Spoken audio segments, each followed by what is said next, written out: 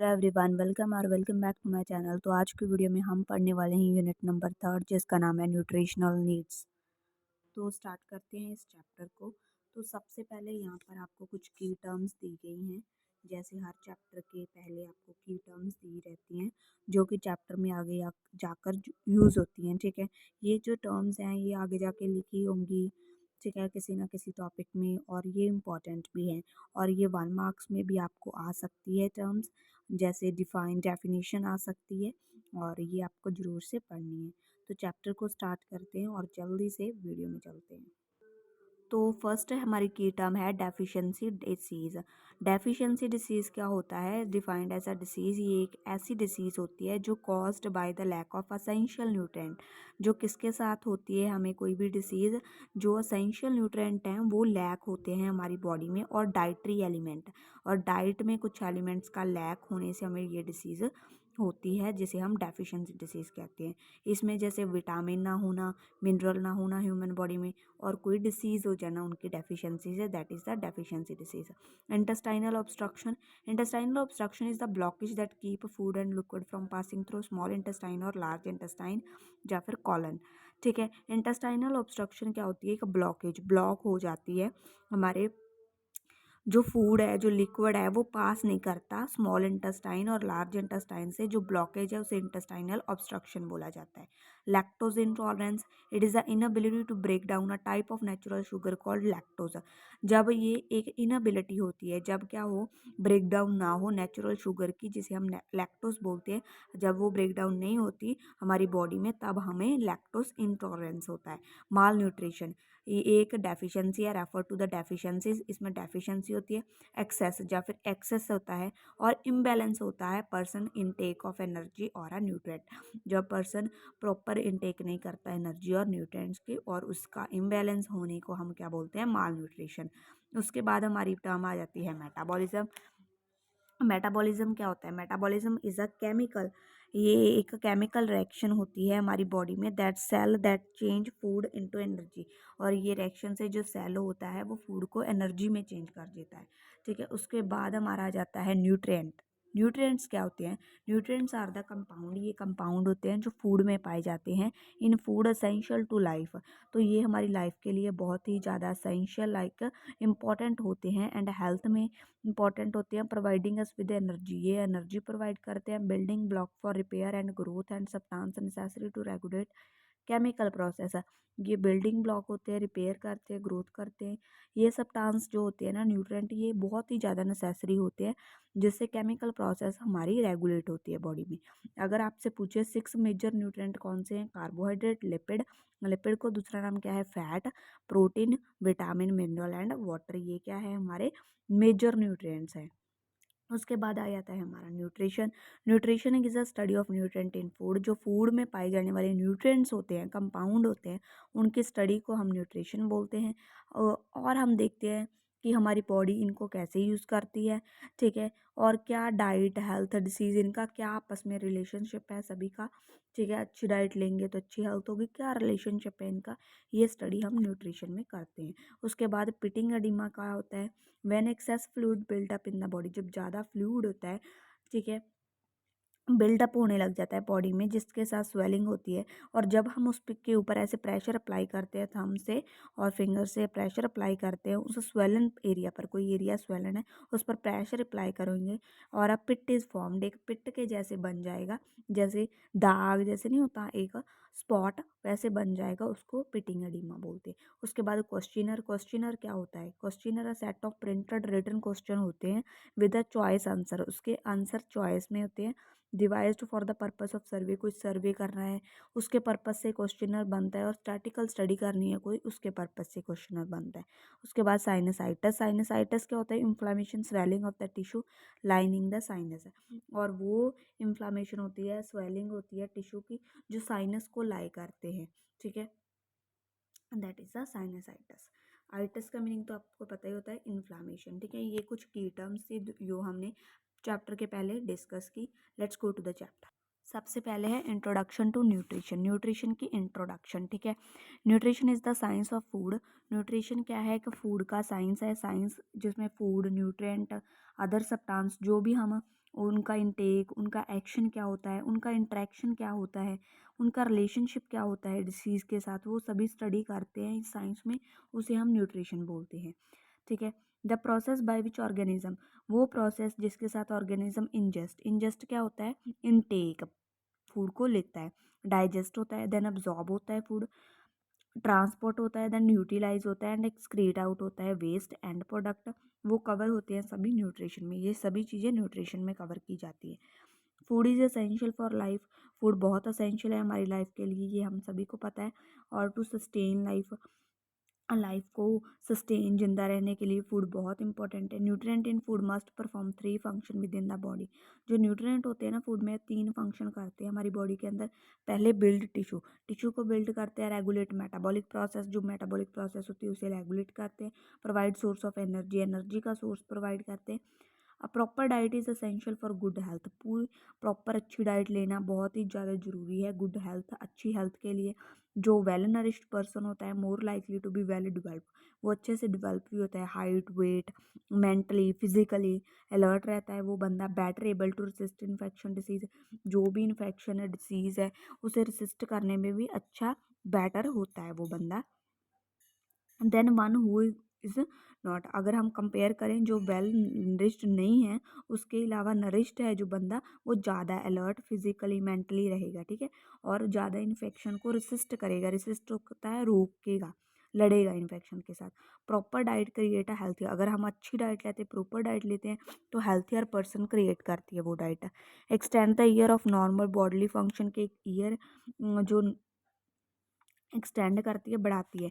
Diet therapy is the application of nutritional science, diet therapy क्या होता है, application nutritional science को apply करते हैं हम टू प्रमोट ह्यूमन हेल्थ, अपनी हेल्थ प्रमोट करते हैं, ट्रीट करते हैं डिसीज़ को। A nutritionally educate diet will contain all the essential nutritive substance in the amount and proportion required to maintain life and health।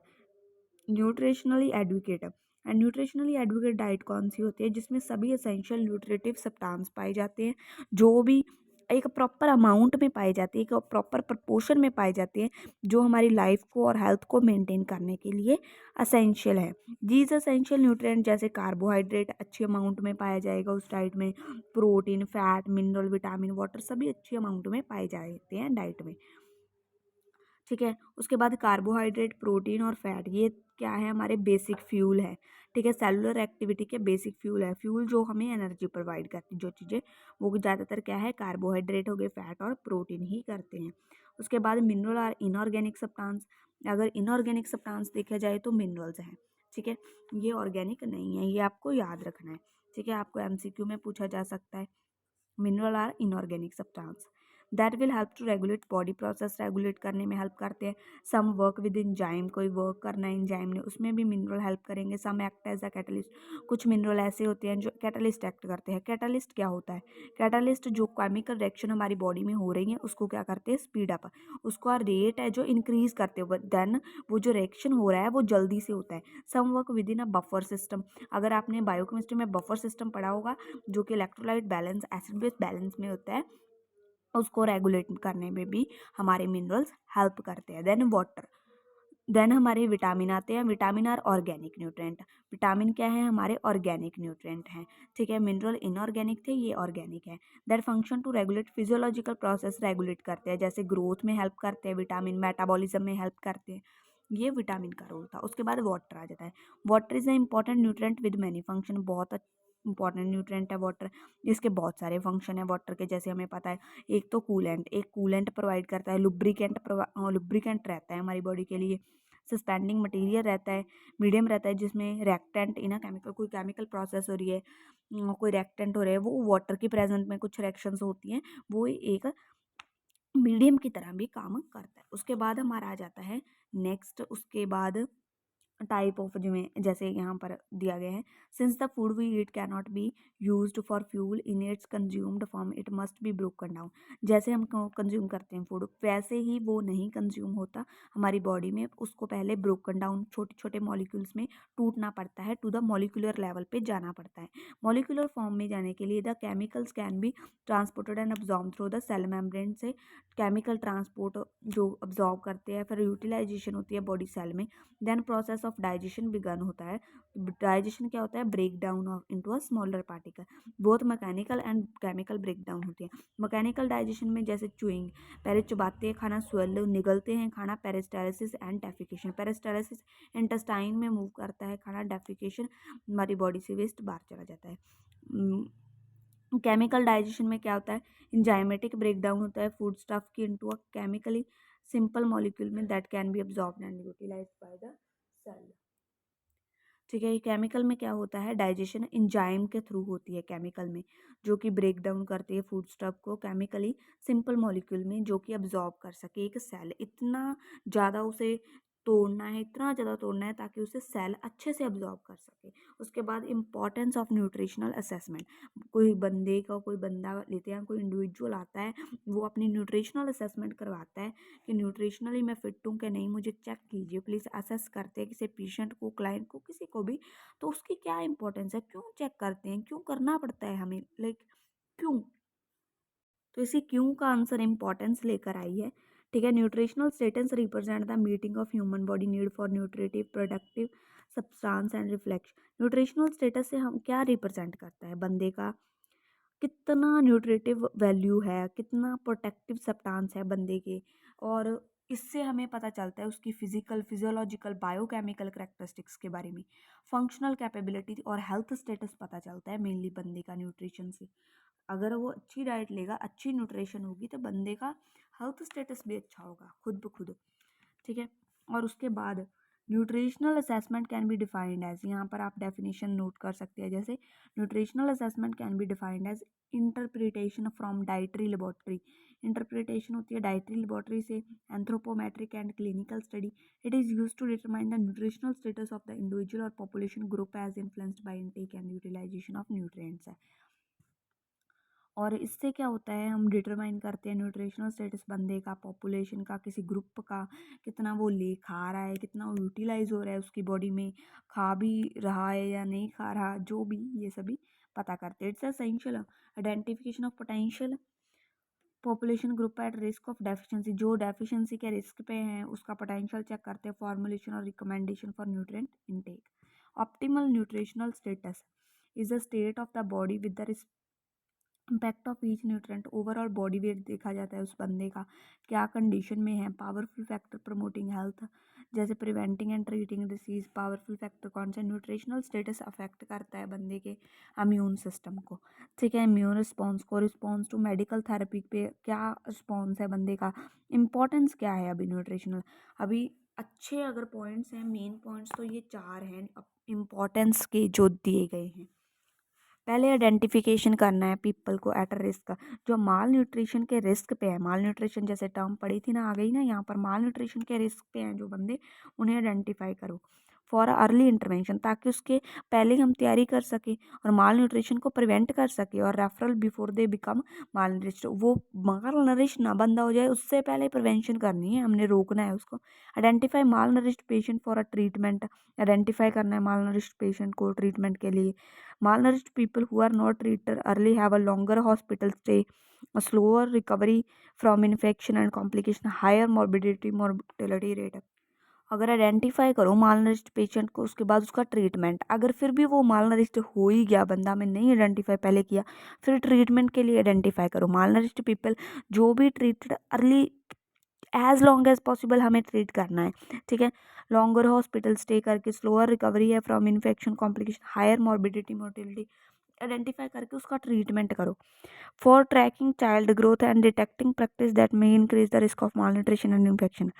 ठीक है, ट्रैक करो child growth को, डिटेक्ट करो प्रैक्टिस जो कि इंक्रीज कर रही है, रिस्क ऑफ माल न्यूट्रिशन को बढ़ा रही है, उसे डिटेक्ट करो, इन्फेक्शन को डिटेक्ट करो। उसके बाद आ जाता है for providing information regarding nutrition education and counselling. उन्हें हमने क्या करना है? इंफॉर्मेशन प्रोवाइड करनी है न्यूट्रिशन एजुकेशन एंड काउंसलिंग के रिगार्डिंग। उसके बाद हमारे आ जाते हैं फैक्टर जो कि अफेक्ट करते हैं माल न्यूट्रिशनल नीड्स को। हमारी जो न्यूट्रिशनल नीड्स है, कौन कौन से फैक्टर उसे इफेक्ट करते हैं। यहाँ पर आपको ऐसे टेबल बना सकते हैं आप, अगर आप अच्छे मार्क्स एग्जाम में चाहते हो तो आप ऐसे कुछ लाइक डिफरेंट करके, ताकि एग्जामिनर भी खुश हो जाए, उसे इजी हो जाए चेक करना, देखना कि क्या क्या आपने कवर किया गया है। क्योंकि इतना ज़्यादा तो वो पढ़ेगा भी नहीं। तो ऐसे अगर टेबल बनाओगे तो उसको पता चल जाएगा कि बच्चों को कुछ आता है। तो factor affecting food and nutrition, कौन कौन से न्यूट्रिशनल नीड्स को, ठीक है, और हमारे फूड को, न्यूट्रिशन को कौन कौन से फैक्टर अफेक्ट करते हैं, ये सभी वो फैक्टर है जो कि हम अभी डिस्कस करेंगे। फैक्टर अफेक्टिंग न्यूट्रिशनल नीड्स है। Our type of food consumption is affected by several factor. अगर हमारी जो टाइप है, कौन सा फूड हम कंज्यूम कर रहे हैं, बहुत सारे फैक्टर पे इफेक्ट करते हैं उसे। To plan a proper balance diet को प्लान कर लेके we must clear the knowledge factor affecting. ये जो सभी फैक्टर हैं इसकी नॉलेज होनी चाहिए हमें बैलेंस डाइट को प्रॉपर प्लान करने के लिए। जैसे फ्लो चार्ट बनाकर, आप जैसे मैंने बताया अभी फ्लो चार्ट दिखाया था आपको, वैसे। उसके बाद हमारा फर्स्ट आ जाता है फैक्टर कस्टम एंड बिलीफ। हमारा कस्टम, हमारे बिलीव्स, हम क्या सोचते हैं, हमारे थॉट्स, और ये सभी भी हमारी फूड में और न्यूट्रिशनल नीड्स को इफेक्ट करते हैं कहीं ना कहीं।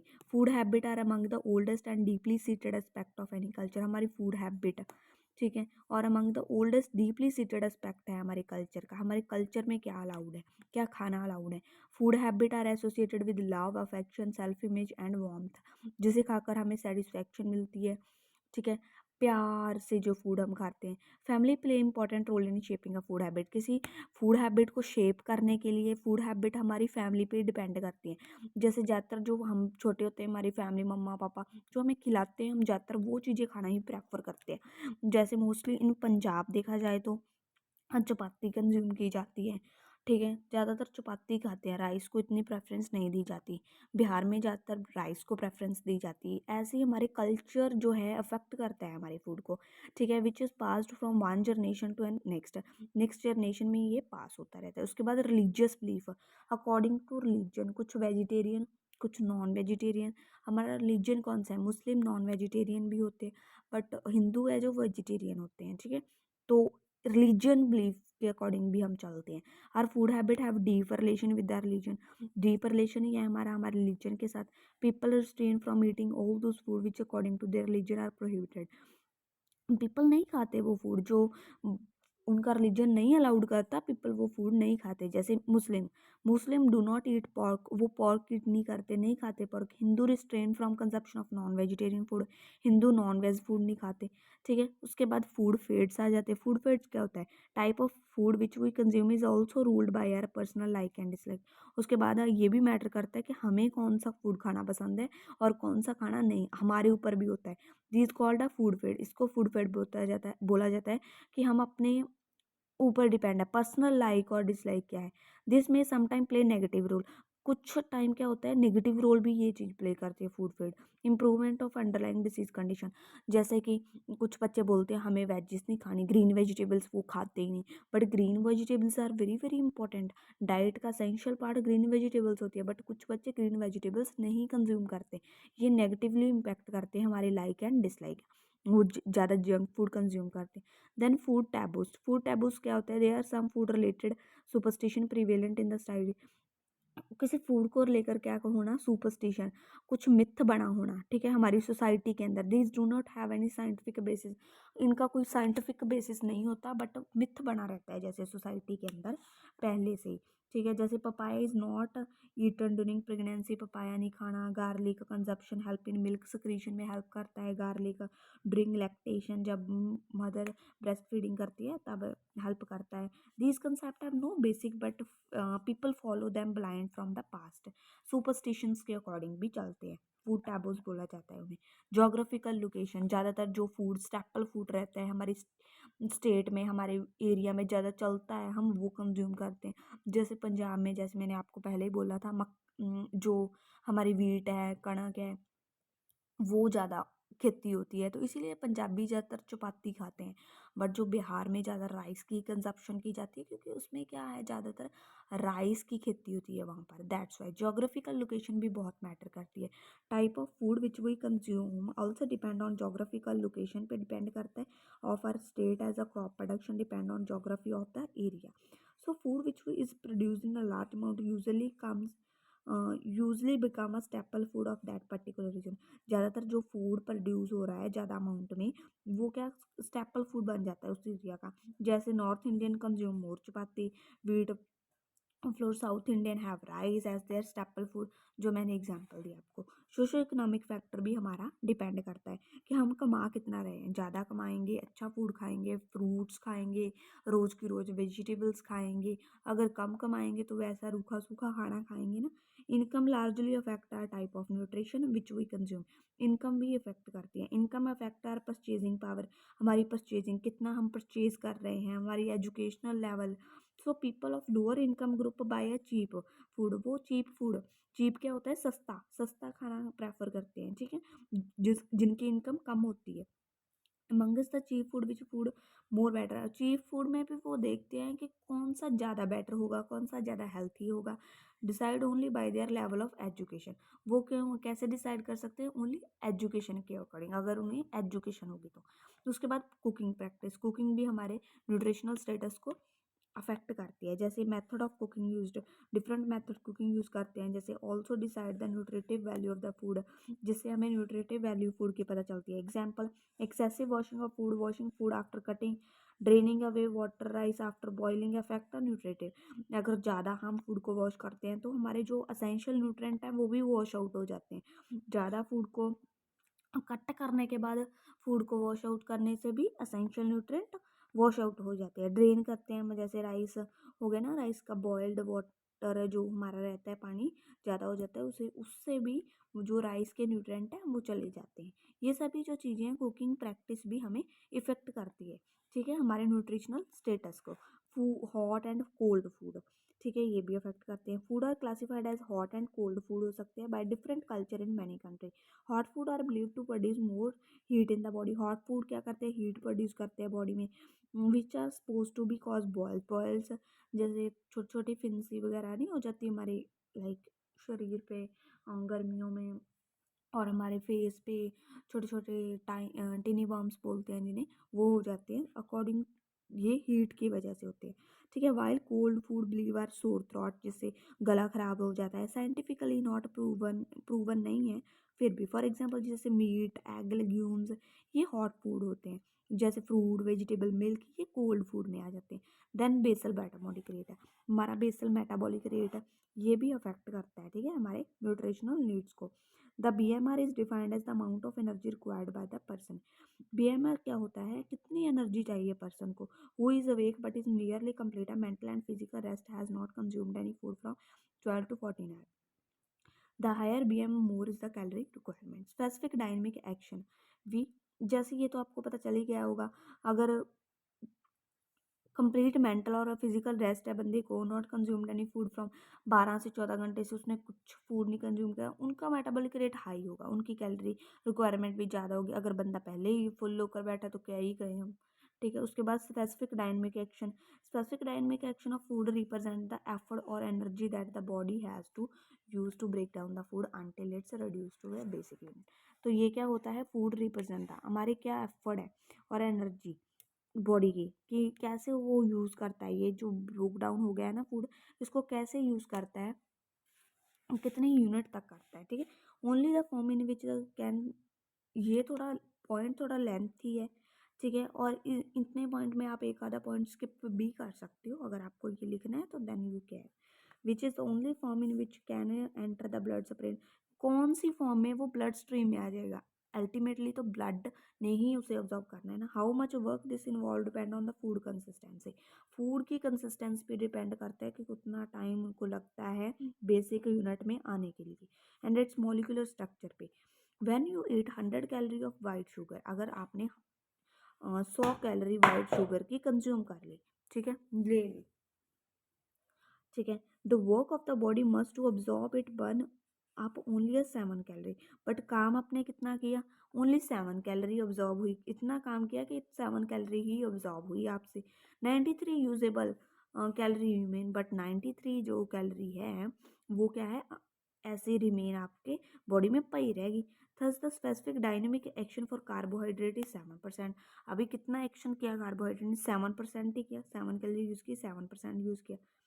When you eat 100 calorie of butter और ऑयल, अगर आपने 100 कैलोरी का बटर और ऑयल की इस कंज्यूम किया है, simulating them a bit more laborious, the body burn 12 calorie आपने बर्न कर लिया, अब्जॉर्ब कर लिया, लीविंग आपने और 88 यूजेबल कैलोरी आपने लीव कर दी, रह गई आपकी, तो कितना परसेंट हुआ? स्पेसिफिक डायनेमिक एक्शन फैट का कितना हुआ यहाँ पर? 12%। Finally to assimilate 100 calorie of pure protein, egg white, lean fish or non-fat cottage cheese, the task is enormous. This is because protein is consumed on aggregate of very long chain and molecular whose basic link amino acid are connected to each other by a stronger bond that require a lot more work to be broken down. It takes 30 calories just to assimilate the protein, leaving only 70 usable calories. Thus, the specific dynamic action of the protein is 30%। तो अभी specific dynamic action में है क्या, इसमें आपको बताया गया है कि कितने परसेंट कैलोरी आपकी रह जाएगी। और यहाँ पर प्रोटीन की बात की है, प्रोटीन ज़्यादा जल्दी हमारी बॉडी में अब्जॉर्ब नहीं होता। सबसे पहले प्रायोरिटी मिलती है कार्बोहाइड्रेट्स को, कार्बोहाइड्रेट्स के बाद प्रायोरिटी मिलती है फैट्स को, और फैट्स के बाद किसकी प्रायोरिटी होती है? प्रोटीन की।